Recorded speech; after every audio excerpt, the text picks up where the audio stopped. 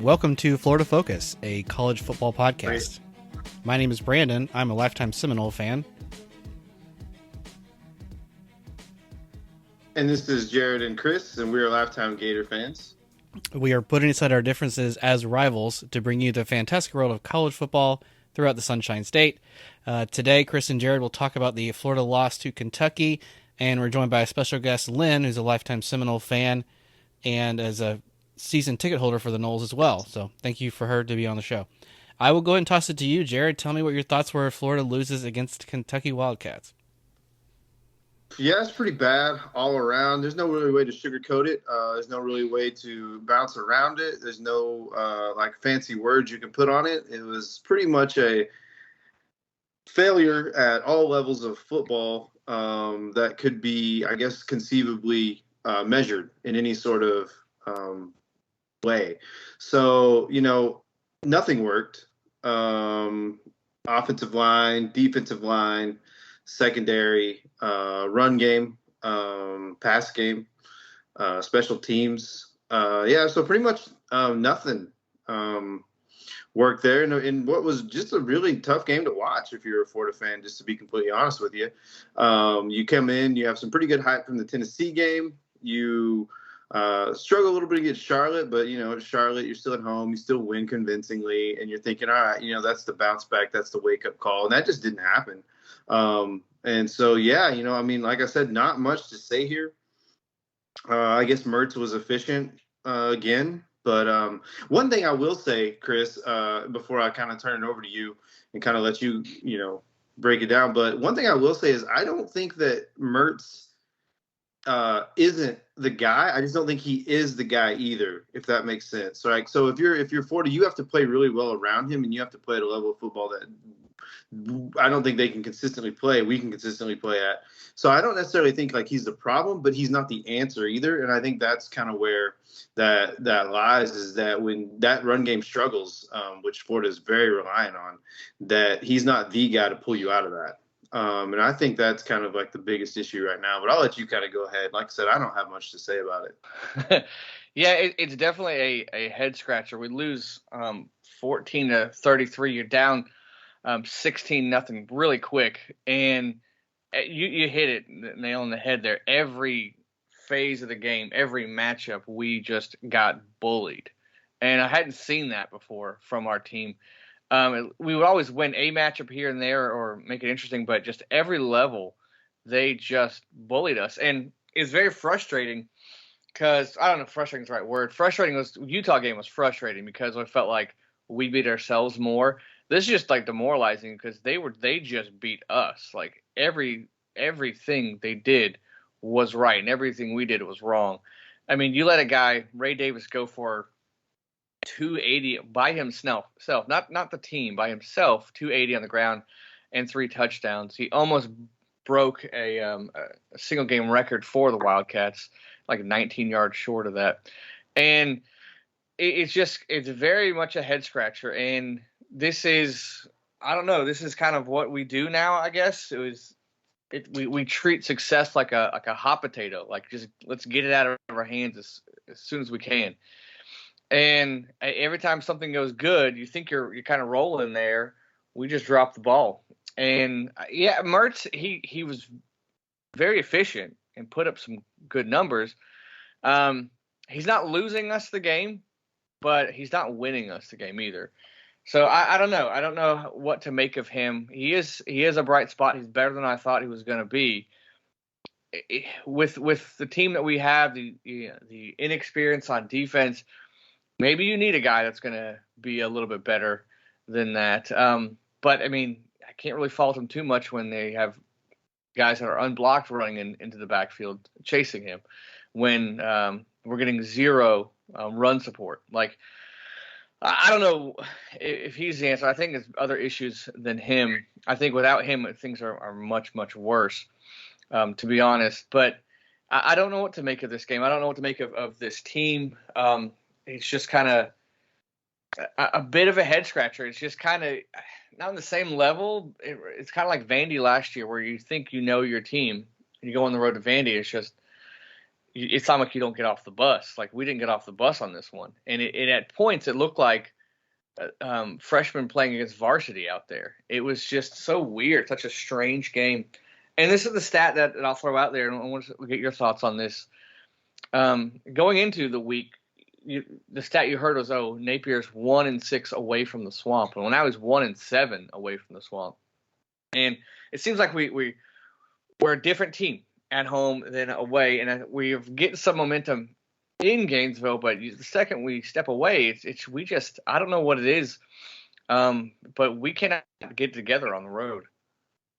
It's interesting dynamic, and you did mention that road. I think obviously that's concerning for a Florida fan just not being able to figure out the sort of road atmosphere. I mean, one thing I will say is you mentioned freshmen playing versus varsity, and honestly, it is freshmen playing versus varsity. You looking up and down that Florida roster, and you do have just a multitude of freshmen and sophomores, true sophomores, guys who maybe didn't play that much last year. Devin Moore, obviously, he's a sophomore, but he's pretty much a freshman, was hurt early, didn't finish the rest of the year. So that cornerback.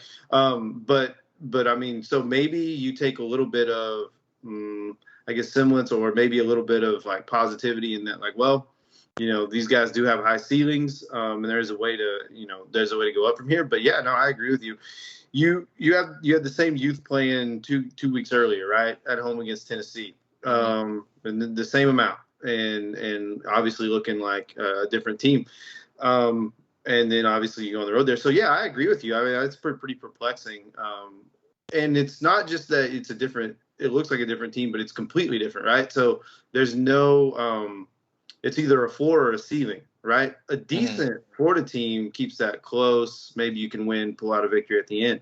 But that wasn't even a decent performance. I mean, that was, like you mentioned, that was just a beating on every level. So, yeah, a lot to figure out moving forward. Yeah. So I will say, I have to give you credit, and Brandon as well, but you were not big on Leary, and you said he's not that good. And you're right, he was not that good. 69 yards. When he threw it, he almost threw like several picks to us. Jason Marshall just dropped a pick six, really. Yeah. Really would have changed the game. Leary did not beat us. He didn't have to. He did not have to at all. All he had to do was hand out the ball off, and he did that job really well. Gave up 200 yards and rushing in the first half, I think is what it was. So yeah. He and that's kind of frustrating too. It's like, he didn't beat us, but someone else did. And this is the first game all year where the defense it looked like a young defense. They looked like they got manhandled. They looked like they got outcoached. And I mean, I kind of expected the offense to play like that. But I did not see this coming from the defense. I thought defense would travel. I thought we would give them fits. I thought going into this game, our strength was our D-line, the depth of our D-line, that front seven. And it was just as if they had never played football before. It was so strange just to see the missed tackles. That wasn't an issue before that showed up this game. And then special teams, yet again, they struck again. Crawshaw's okay at punting. And then a crucial point of the game where we're getting some momentum on the offense. We're getting some rhythm. We're scoring points. We stop them. They're going to punt out of their own end zone. We're going to get great field position. And then get a penalty for leaping, and it's just kind of shooting ourselves in the foot. Special teams is very special right now in the wrong way, and it's I don't know what to make of it. I don't know where to go from here. I don't know if it's an anomaly, if it's just who we are. I mean, if you're looking at last year and this year, it's been very up and down. It's like you said, ceiling or floor. There is no real in between, and we got to figure that out, especially on the road, especially in the SEC. Yeah, no, I would agree. I think you pretty much summed it up. I would probably, I think you said all that there is to say about it. Yeah, yeah. And I'm ready to move on. I did have a question for you, Jared, because I know that the national media is probably going to think two things after Florida's 3-week span here. They're going to say, okay, you got the Tennessee win, you get it at home. And then from the Kentucky game, unfortunately, they're probably going to see like the play where there's 13 guys in the field and giving up so many rushing yards. I don't think that's an accurate perception of the Gators, though, is it? What do you think the national fan base should really think of Florida? Yeah, that's a great question, actually, because you come in, you have that tough loss against Utah, and then you do get ranked. You kind of go in, and there was this sort of momentum building, like, hey, this team's identity can stop the run. You're kind of building that. So that's a really good question. I think it's got to be somewhere in the middle, right? I think it's kind of like one of those like those weird like breakup like sort of things where there's your side, there's my side, and then there's like the truth. And I think the truth about the Florida Gators is kind of somewhere in the middle, right? I think that you do have a very talented and young team, and I think that they just got outplayed and outcoached. Now the question or the answer is going to be, how do you respond from that? And obviously you get an opportunity to do that this Saturday. And I think that's going to tell us a lot. A lot of media was calling the Florida Kentucky game a show me game, right, for Kentucky. And it was really a show me game for Florida, too. And what it showed us is that that's a team that still has the ability to be very inconsistent, and very inconsistent on the road. So, yeah, I think the national perception is probably down on the Gators, and it really wasn't that high even after the Tennessee win, right? Not a lot of people were buying into it. They were kind of in a wait and see approach, and I think that's kind of where it's going to stay. Obviously, you're going to fall out of the top 25, and you're going to have an opportunity to work your way back into that. Yeah, I'm trying not to like overreact. I know a bunch of Florida fans are like they're just done, but I mean, if you look at it, we are 3-2. A lot of people picked us to be 2-3 at this point in the season, right? So we're one game ahead of where we thought we were going to. I think what really stings, though, I'm not really surprised at all that we lost Kentucky. I mean, I picked us to lose Kentucky. I mean, they have our number, and Stoops is a pretty good coach. But it's just the way we lost. I think that's what's sending people into a panic, and I understand that. I get that because it's just no one saw it coming. But really, we're still 3-2. It's kind of we're on schedule. You can say a game ahead of schedule. You still have great opportunities to win Vanderbilt, Arkansas. You get Florida State at home, which helps. But you're gonna have to figure out a road game because Arkansas and Florida State are not guaranteed wins at the Swamp. So you're gonna have to figure out at South Carolina. I don't think LSU. I don't think Georgia. So really, South Carolina and Missouri. And Missouri's undefeated now. They're looking pretty good. So you got to figure out something away from the road. You got to get one somewhere. If you're looking at a bowl, you got to get one away from the Swamp, just to feel better about yourself. And right now, 2 games away from the Swamp, we played our 2 worst games of football. But we'll talk about it in a little bit. There, we did respond well to the Utah loss. We took that opportunity and responded well the next 3 games. So hopefully we can do that, but I'm not really getting. I mean, initially my knee-jerk reaction was like kind of panic, but the more I think about it, I'm like, we're still 3-2. It's kind of what we thought we were going to be. We thought it was going to be about the same. So I'm not panicking just yet. Talk to me after the season, then we'll see. But right now, no. Yeah, you really just trade that Tennessee loss for a Kentucky loss, right? Vegas total still at 5.5, so the sky hasn't all the way fallen yet, but a lot of football to play. Yeah. Well, I was going to say that it doesn't, looking way far ahead. I wish you guys were struggling at home because I would feel better about the Florida State game at Thanksgiving weekend. But I was going to ask Lynn a question really quick. I know she's been a season ticket for a long time. For the Noles, what's your perception as a Nole fan? What you've seen from the Gators so far, Lynn? I know you and I kind of have our differences sometimes on the Gators. That's a really good question. I'm always apprehensive about what both Florida State and Florida are going to look like at the end of season because our matchups are always very neck and neck, and there are times where Florida goes on the win streak against us, but there are other times where it's a coin toss. I think that you've got a really good coach in Napier. I think that he's just going through some growing pains early. I mean, we're five games in at this point, but it's still early in the season. It's still early in his tenure at Florida. I think he's got a lot that he can still do with the team. So, I mean, especially when we're playing in the Swamp, I'm really nervous to see what's going to happen between now and Thanksgiving for the Gators. And, even if they do break even and they come in and they're looking for that bowl eligibility, I'm still not going to rule them out, when we play them, Yeah, I think that's fair. I think we've kind of all have that consensus, and me, I'm a little more apprehensive than most probably in that one. But, just given last year how the Gators showed up in Tallahassee really makes me a little bit nervous there. But, yeah, a long way to go. Yeah. We'll talk about Vanderbilt here in a little bit, but that's a very good point. Two things that I'm going to take away from both Jared and Chris is just the idea that Mertz isn't the problem, but maybe isn't the solution. I had never thought of it that way. But then also the chance to respond to adversity, which the Gators have done well so far.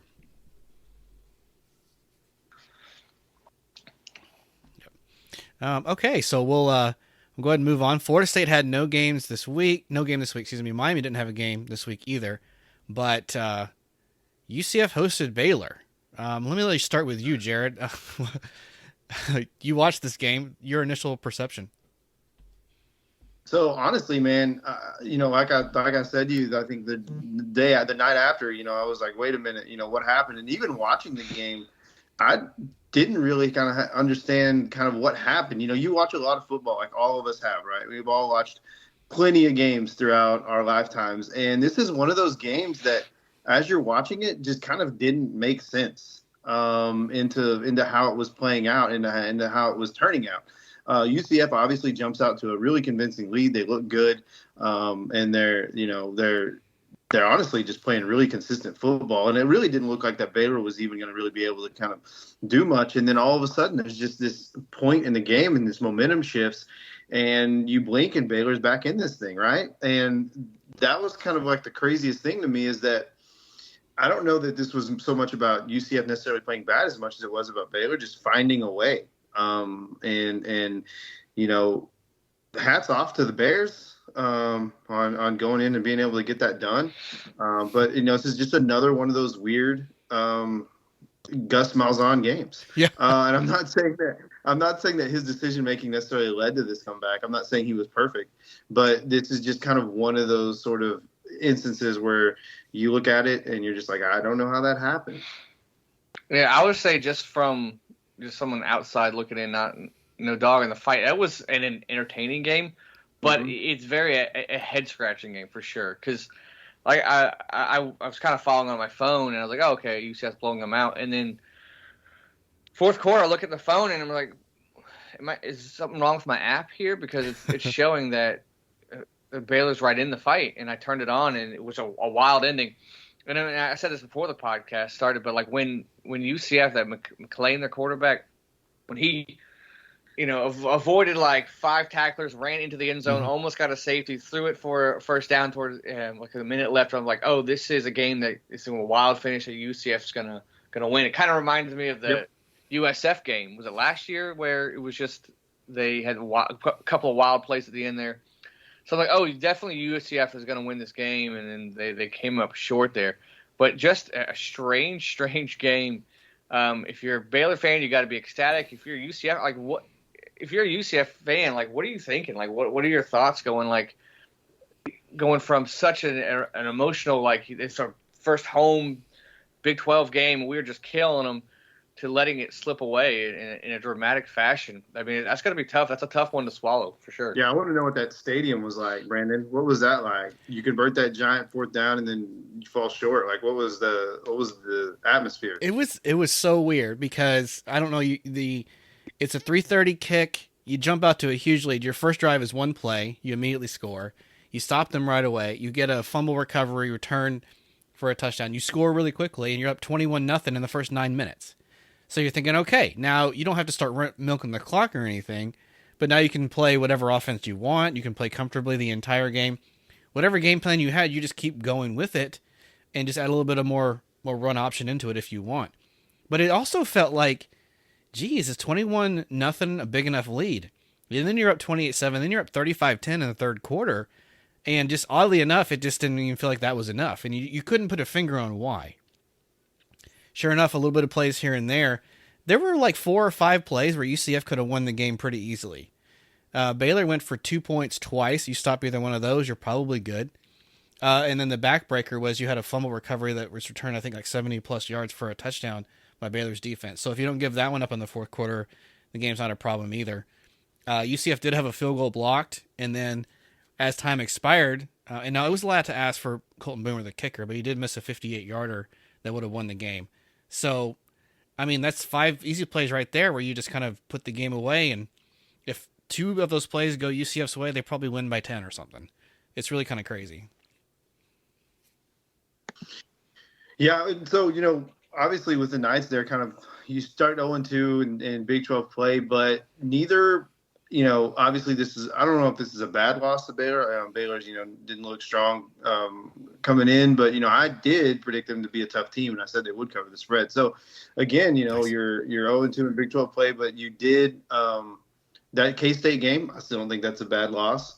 The Baylor game was a close loss, maybe a quote-unquote bad loss on the mark, but I mean that's still a good team. Dave Aranda obviously has that team looking pretty good. So, I mean, even at 0-2 in Big 12 play, I think that there's still a lot left on the table for the Knights, even though they have to go back to Kansas again in the dumbest schedule. Yeah. But I mean, that's why I like that Boise State win's going to come big for their bowl eligibility and for morality, right? Because you probably have UCF at 3-2 at this point, I would think. And, welcome to the Big 12. The only newcomer that's even won a conference game yet was BYU, and they beat Cincinnati, who was another newcomer. So they're all kind of seeing that, this is a tougher level of play.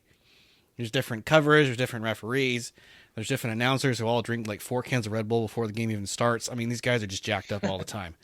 So they're trying to learn their way and navigate new waters, and it's just going to take some time, but I think UCF's right in it. The fact that they had K-State in the fourth quarter, a one-possession game, and they just had Baylor on their heels, just couldn't quite get it done, I think is a pretty good sign for the Knights, to be honest.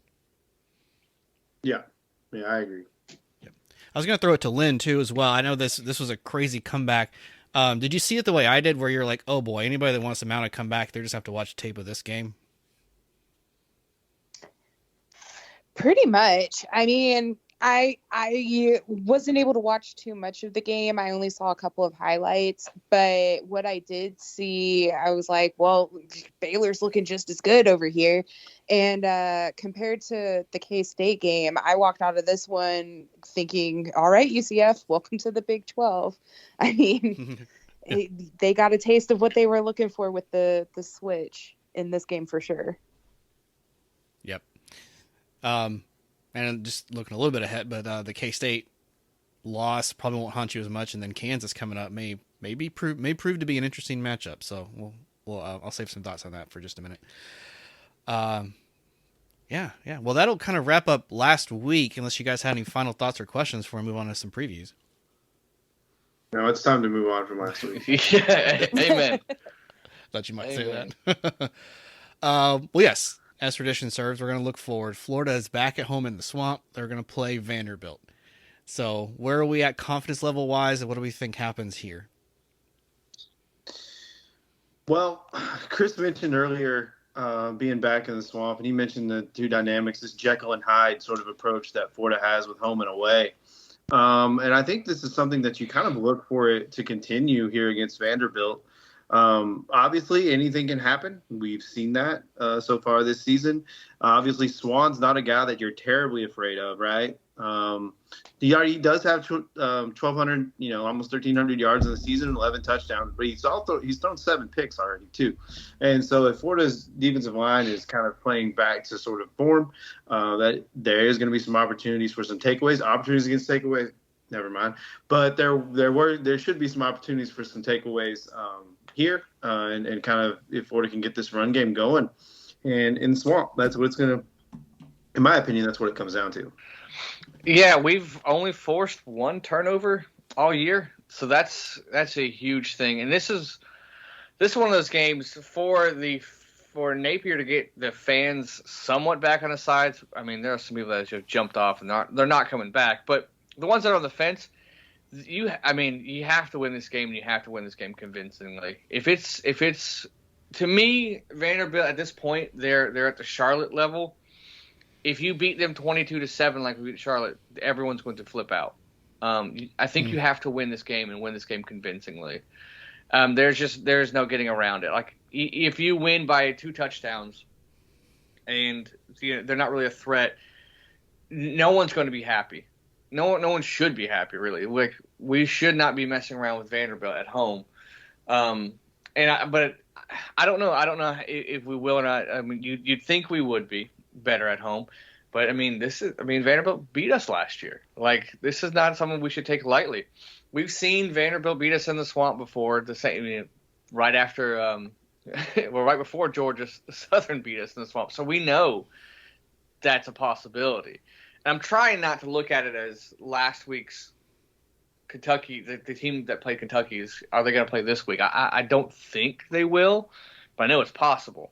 But I think really forcing turnovers is going to be the key. And again, every game we play, the key is can we run the ball or not. And last week we had our starting 5 finally back healthy, and nothing happened. And it's different. Kentucky's a pretty good defensive team.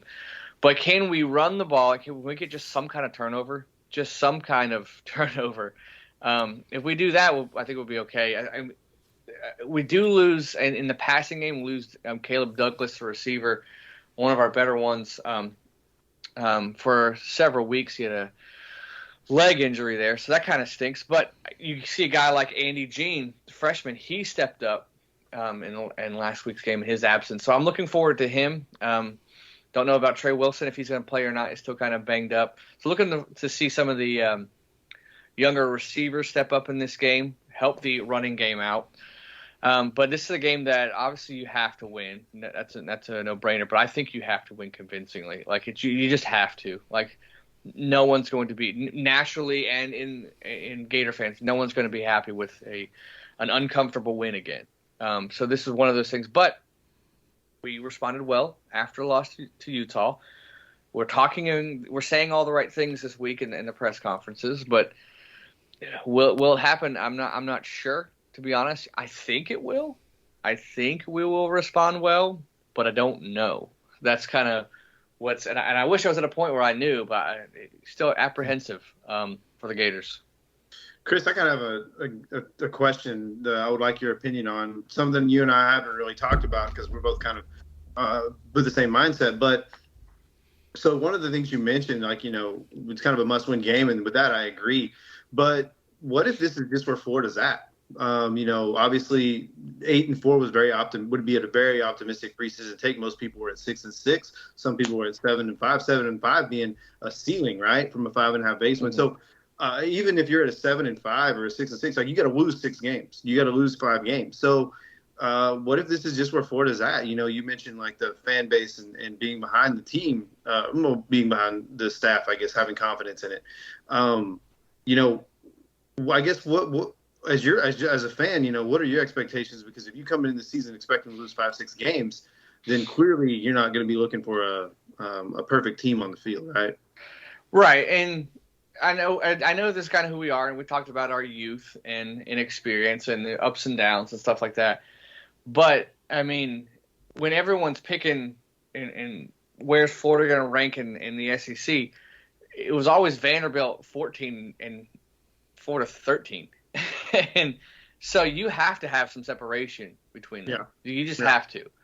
And you can't, this perception of like, oh, we're this whatever team, but at least we're better than Vanderbilt. I'm like, are you? Like, if you really are, show it. Right. Show that you're better than Vanderbilt.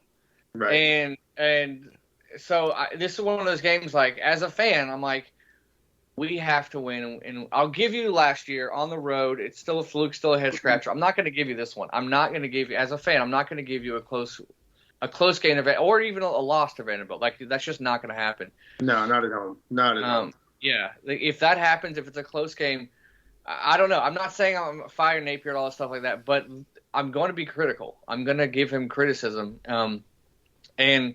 So this has to be an easy blowout. Like it just has to be. I mean, if you can't, it's one of those, you can't blow out Vanderbilt at home. What can you do, right? Like I know. Well, we do know you can beat Tennessee. Like, you can get up for that. But if you can't get up for this game, I mean, let's face it, it's a revenge game. Whether we like it or not, it's a revenge game. Find a way to get up. Find a way to establish dominance. Find a way to get to your playmakers, to get pressure on the quarterback. Find a way to get the crowd pumped up. Find a way to turn the ball over. Find a way to special teams not mess up. Like, this is it's weird to say this, but like, this is a real critical game for Billy Napier. And it's Vanderbilt at home. But that's where we are. That's where we are as a program. That's where we are in this season. We have to win this game, and we have to win convincingly. There's no other question. Love it. I knew I could get you going on that. Yeah. I'll get fired up. I just never thought I would see the day that you would say Florida versus Vanderbilt was a revenge game. It's just crazy. Yeah. On the X's and O's side, no, go ahead. Or Kentucky has a 3-game win streak against us. Oh, I know. Like, I mean, that's where we are. That one's still hard to believe, too. Yeah. I was going to say, on the X's and O's, Vanderbilt was one of the worst teams allowing the pass last year in the SEC. I think they were dead last, actually, like per attempt. And I don't think they've improved much either. So it's unfortunate that Douglas is going to be out because, I mean, this could be a game where Pearsall catches 125 yards worth of passes. Put him on another highlight reel like he did against Charlotte. This is where you do it. You get a chance to shine. I know you guys don't really throw it to the running backs very much, but to get it out and just let Mertz kind of continue to be efficient, that may be the way to get ahead in this one. Yeah, and Vanderbilt did take some hits in the portal, right? So I mean, you saw obviously their running back and go over the place at Kentucky last week. So they obviously did have some losses in the portal. Vanderbilt's not really one of those teams that like benefited all that much from the portal. They were able to get some additions just like everybody else, but a lot of those key guys went elsewhere. So it should be interesting. Okay. Are we going to get a prediction? With this team, who knows? I'm gonna go Florida, but I'm gonna say we win uncomfortably. I say Florida by like 11. Like, I just have a feeling. I hope I'm wrong, but I think this is who we are. To be honest, like, I think we're good enough to beat Vanderbilt, but I don't know if we're good enough to blow them out. Go ahead. No, I'm going to stay out of the picking business this week. Yeah. That's like an on and off thing for me. We'll alternate. Gotcha. I do have a pick, but I'll let you go first, Lynn. Any thoughts on the Gators or who you anticipate would win in the Swamp against Vanderbilt? I'm going to go with the Gators. And listening to Chris and his analysis of how he thinks the game's going to go, I want to say that Napier's going to take the opportunity, because it is Vandy, to like go back to basics, to run more of those drills and get the team, back in a comfortable position on the field, as they prepare for the rest of the SEC schedule ahead. Okay. I'm going to take the Gators too. I'm going to go crazy on here. How about like 26-19? How about something funky? Yeah. Okay. I'm on board with that one. It's gonna be something around there where we will miss something on special teams to make it weird. So Florida 34-9. Okay. I'll be okay with that one. And it very well could go that way. Sure, it really could. Yeah. A lot of kicking. Yeah, it's gotta be, I want to be different, Yeah.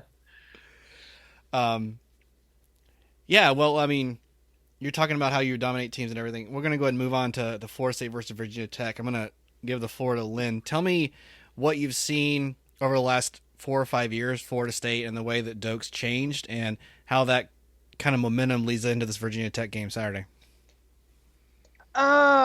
Okay. So in terms of Doak over the last 4 or 5 years, let's see, 5 years ago would put us at 2018, the beginning of the downfall, if you will. I will. Yes.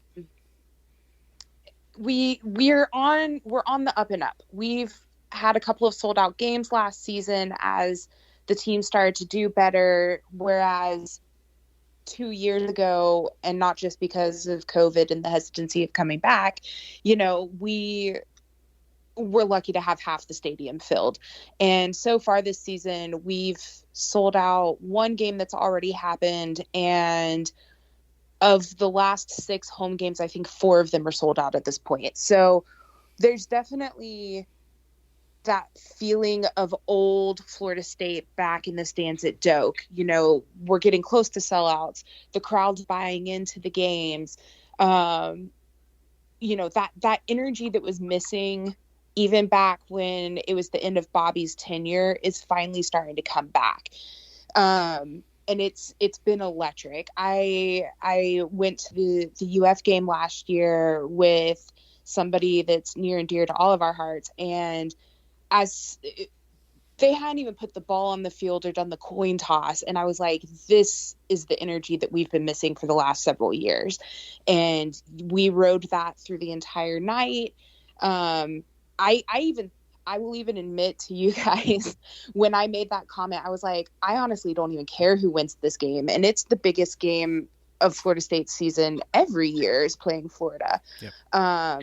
So the fact that I went into that game just based off of the electricity of the stadium alone, saying I don't care if we lose to Florida at home, was saying something. So I think we're heading in the right direction with the fan base again. The student section is usually a pretty good indicator as to where we stand, and they've been filling up earlier and earlier towards the end of last season, heading into this season. So when you've got the students buying into the team and all of that as well, it really makes a difference.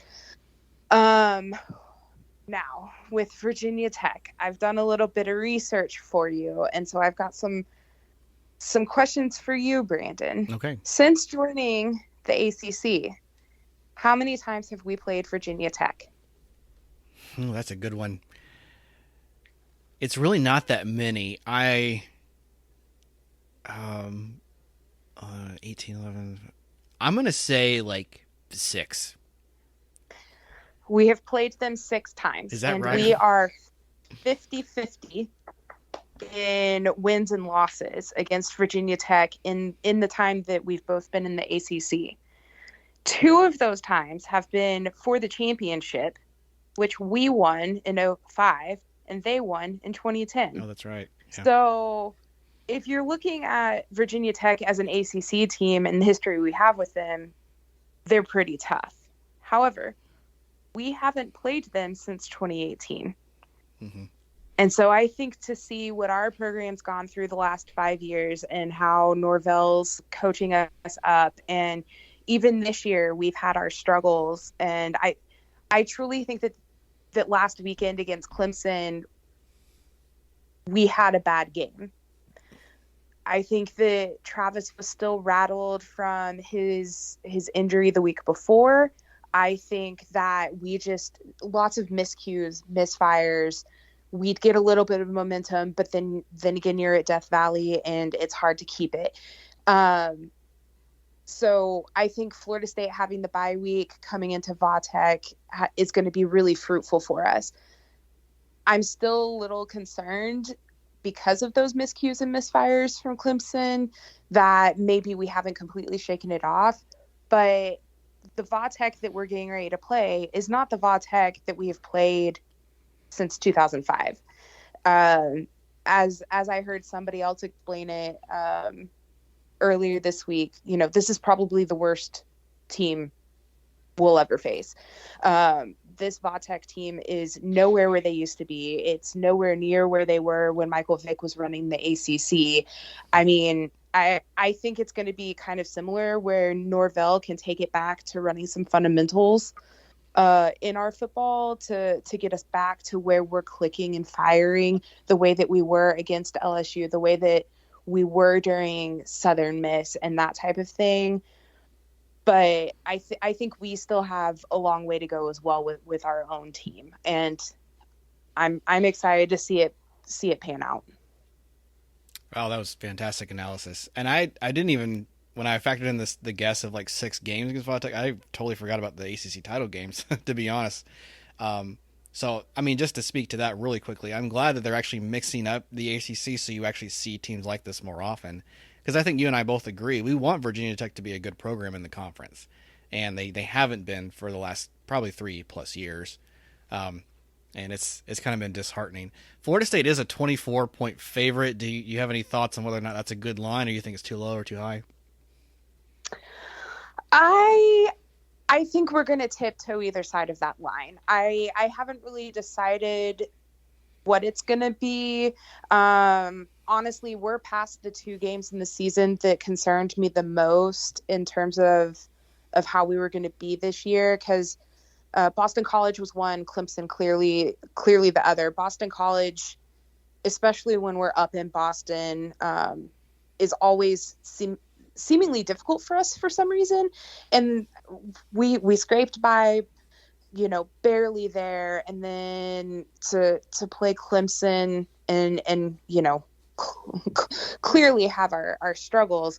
I'm scared to say that we're going to have a blowout win that would be 24, but I think we're going to be pretty darn close to it.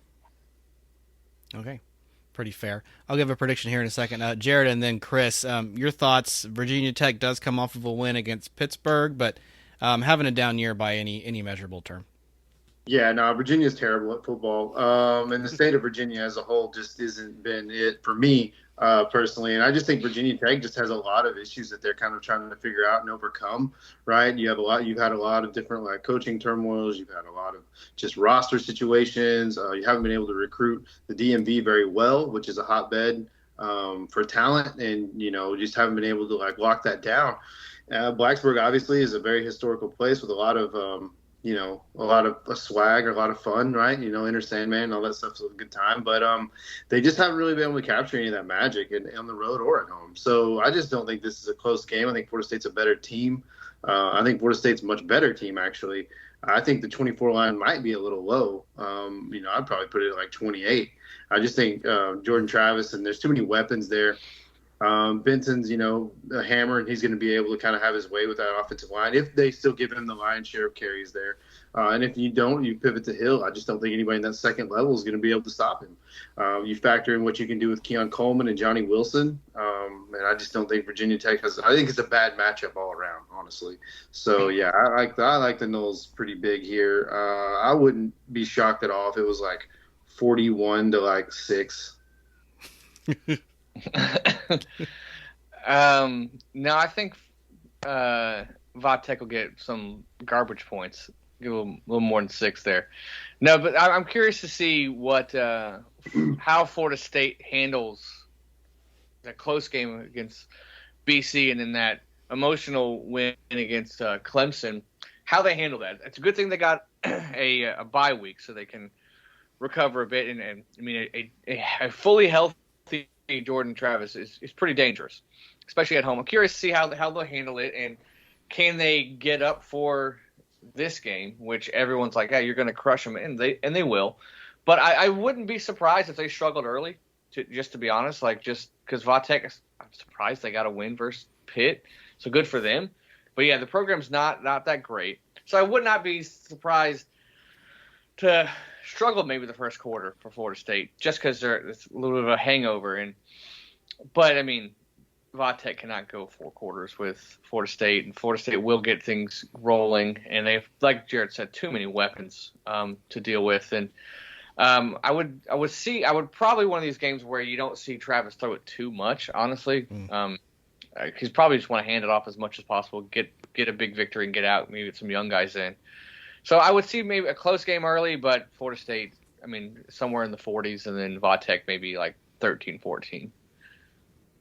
That's pretty fair. I was thinking 41-17 or thereabouts. And Lynn, I'll pass it back to you for another question, because I know, put you on the spot here, I know you're a big fan of Lawrence Toafili. He was your favorite player last season. And tell me what he's meant to the running back core and how you perceive him now, the season he's having so far.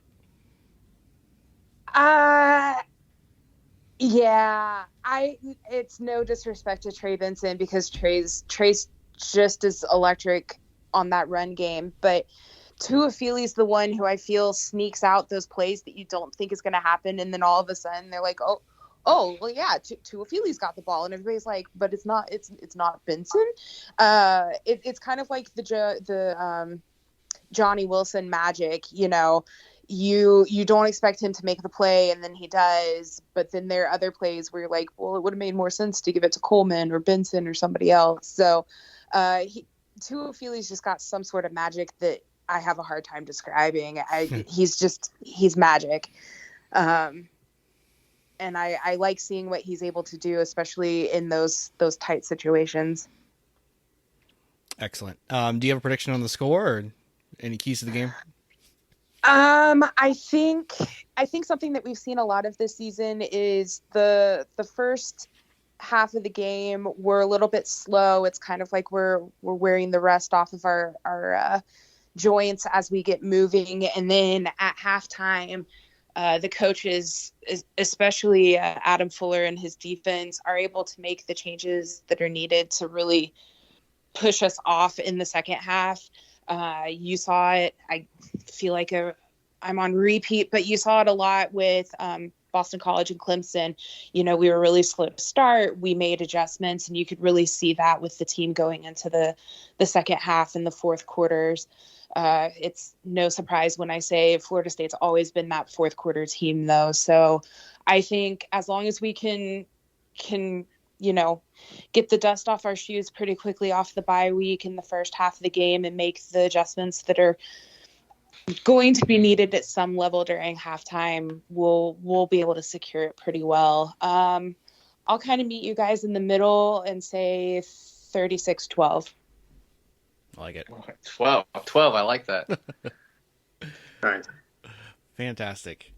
All right. So I think it's with the ACC. Just a final thought here: Virginia Tech, now Pittsburgh, probably two of the bottom teams in the conference, and so you play them both this year, and the Noles should take care of business. Any messing around, we have some more concerns. But anyway, don't think there will be.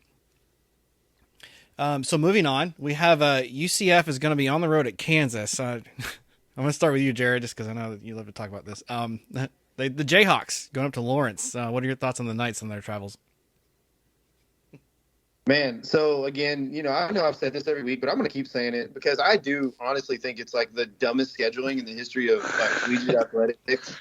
Obviously UCF goes on the road to play Kansas State, comes home, obviously for this Baylor game, and then turns right around and goes right back to Kansas to play the Jayhawks. 4-1 on the season, and they're having a good year.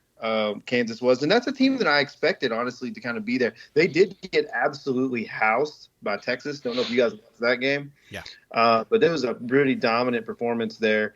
And so it's really going to come down to like the health of Daniels. He didn't. So is he going to be good? Is he good to go? And even if he's not there, backup's pretty salty. So I think this is going to be a tough game for the Knights, honestly. I've been to a game there in Lawrence, Kansas. I went last year to watch him play TCU in a really close game. Oh. And again, Daniels actually got hurt. The backup came in, and they took a really close loss. But it's a fun environment. I don't think it's one of these sort of like intimidating places to play, right? As loud and rowdy as their fan base could be, the stadium's just really small. The Knights shouldn't really have any issues running their offense. They shouldn't have any like noise-related issues or pre-snap like false start penalties or anything like that. I don't think that's going to be a factor. I do think that Kansas plays sound football. They're coached very well. But I think this is a good opportunity for the Knights to kind of go and get one, right? So you had that loss against Kansas State. You had an unexpected loss against Baylor. And I think this is a great opportunity for the Knights to go and get one that maybe people think they wouldn't or they shouldn't. So I think the stars are kind of aligning in the brand of football that UCF plays and the style that Gus Malzahn wants to call. So I think that I might probably pick the Knights here. I think I would. Ooh. Okay. I think this is going to be another classic high-scoring Big 12 game. I mean, you have two offenses that are pretty explosive and a bunch of talent there, and so defenses.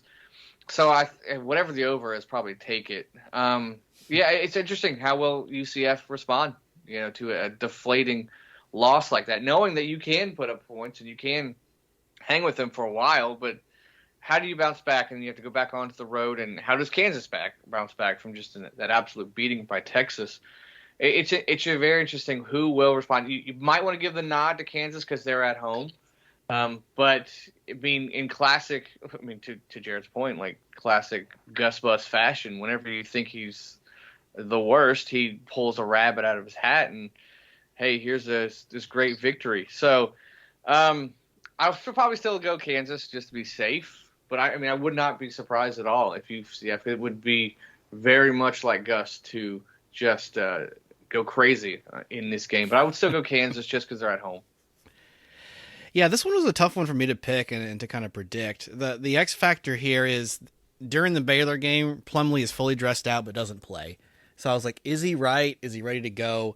They've said that he's definitely going to go against Oklahoma, but we're talking 2 weeks from now because they get a bye week between Kansas and then when they go to Norman. So do they play him? I mean, honestly, you're right, Jared. This is a game you do want to go get because you want to get that first conference win. You want to get that monkey off your back and just kind of say, okay, we've arrived. We deserve to be here kind of deal. And this is the chance you do it because if their quarterback's not going to play, and honestly, if he's healthy last year, I think they beat TCU. TCU just got kind of lucky with like 5 games, really. But that's another story.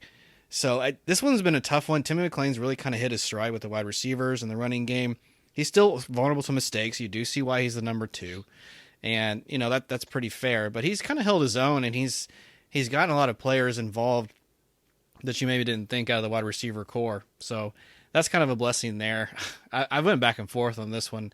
I think in the end, I am going to take Kansas to win at home. But it's one of those where I think every game that UCF's going to be in this season, they're going to be close. They're going to be competitive. And it's going to be tough to know, is it going to come down to this one play? Is it going to come down to this one kick? Can they make one stop here? Can they score one more touchdown? Is this field goal going to make it? That's going to be the story of their entire 2023 season, I think. And I'll defer to you, Lynn. I know that you've seen UCF play some games. They travel to Kansas. Any thoughts on how this game plays out? All right.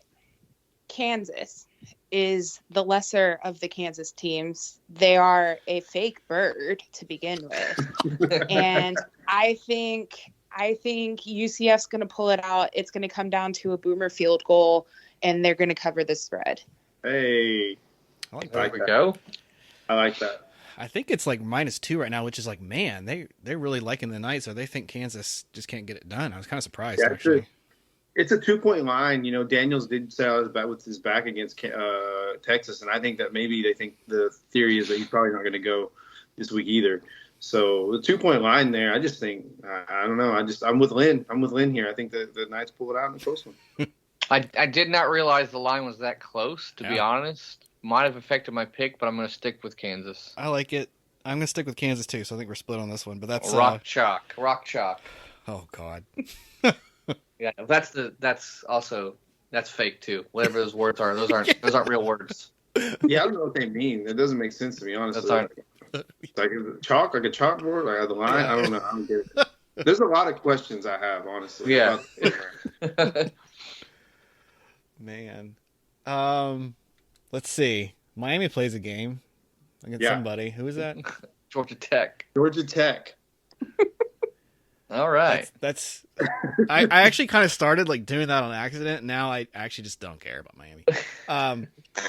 But like seriously, where is this played? Oh, it's at Miami. Okay. A 21 point. See how much I care. The -21 at home. Georgia Tech did just lose to someone really bad though. Bowling Green. Yeah. That's not a good sign. Yeah. Listen, don't sleep on the MAC. Yeah. The MAC has a tendency to pull those kinds of upsets. Yeah. But yeah, go ahead, Chris. No, I was going to say this is one of those games where historically Miami does sleep on a lower team. But, I mean, they're just putting up so many points right now. Their lowest points that they put up a game was 38, and then they hit you with 48, 48, and 41. So I don't think that it's going to be much of a contest again for Miami. I'm going to continue to ride the hype train there on the Canes as much as I hate to. I think that they've been getting the job done the way they need to get it done. Like we've all said, I think this is another big. I'll say Florida State beats obviously for the 41-6 line for the Florida State game and for Virginia Tech. I'll say Miami mirrors that and beats Georgia Tech 41-6 to set up later on in the year a pretty epic matchup here. That's going to be crazy if Miami continues this roll and so does FSU. Yeah. Yeah. That's been real This is crazy. gonna be interesting. Hey, hey, Lynn, tell me who the quarterback and co-offensive coordinator coach is for Georgia Tech.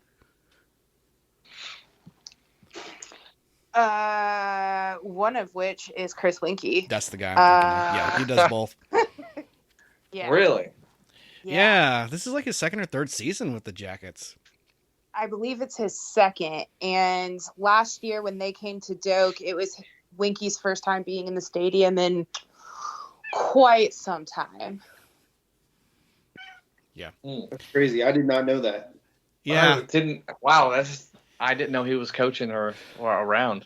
he hasn't made much of a splash even since he went to the NFL, and you could look this up. I think he set the record for most consecutive starting losses as a QB in the NFL at 15. For the Panthers, yes. Yeah, it was a bad outing. We just can't seem to produce any good NFL quarterbacks. But anyway, yeah, Georgia Tech's definitely in a kind of a rebuild. Jeff Collins couldn't get it done. They're trying to get some new blood in there. And Atlanta's a huge market for the ACC. We really need that team to kind of take a step forward, but they're struggling now, obviously, and I think Miami should win pretty comfortably, to be honest. That 21 line, I would prefer to tease that up or something or down a half point because that's right around where it's going to be. So, yeah, Canes win. So, here we go. Let's see. Any other Florida teams we had any thoughts on or any other previews that we missed? The Owls, I believe. The Owls, I believe, got the Golden Hurricane from Tulsa this week. I guess so. That should be a pretty good one to watch if you guys, have that one available to you. I think the Tulsa's a pretty fun, exciting team to watch. They've been pretty good this year, and who knows? Maybe the Owls can get it going here. Get your popcorn ready. Get your popcorn ready. Yeah, we're back. If you're interested, FIU does play at New Mexico State on Wednesday night. So yeah, there we go. There's also that midweek, filler if you don't have anything else going on. I love that part of the season where it shifts from like, hey, we got Tuesday and Wednesday games now. Yeah. That's a great part of the season. Yeah, I mean, watch out. South Florida did win another game. They beat Navy, and was it their third win? I mean, hey, watch out. They may get to 5 this year. That's right. Are the Bulls on a watch here to kind of surprise some people this year, or do you think that they're just catching a friendly part of the schedule? What I think is happening, Jared, is the American has gone down in talent, and they're actually going to be in these games and have teams they can beat. Now, Navy was a member already, but I don't know. You just literally can't get any worse than they were 1-11 last year, and the only win was because of Div 2. And they are 3-2, but they do have UAB this week, and that's I would think a winnable game. I may be discounting UAB on that. So sorry to my University of Alabama Birmingham friends. Don't ever count out the Fighting Trent Dilfers. You can never do it. Oh yeah, I forgot he was there. I saw those clips on SportsCenter. So not the best look. So maybe USF does have it. I don't know. And UAB did come off of a loss to Georgia. They might be a little bit sore right now. We've been talking about how this season feels like 2007. 2007, USF was ranked number 2 at one point. Jeez, yeah, you're right. So, throwing it out there.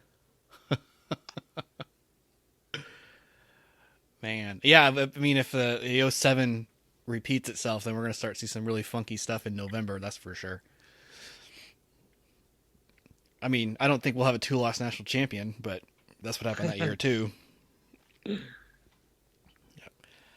Well, Lynn, thank you so much for coming on today. I appreciate the perspective, and you really kind of nailed home everything you were talking about Florida State, and it was good to balance out the show to have 2 Noles. So I appreciate you being on today. Anytime. Thanks for having me. Absolutely. Lynn definitely teaching me some things about the ACC, so I appreciate that very much. Yes. Yep. Very, very good. Very good. Thank you. She teaches me too, so that's why she's here.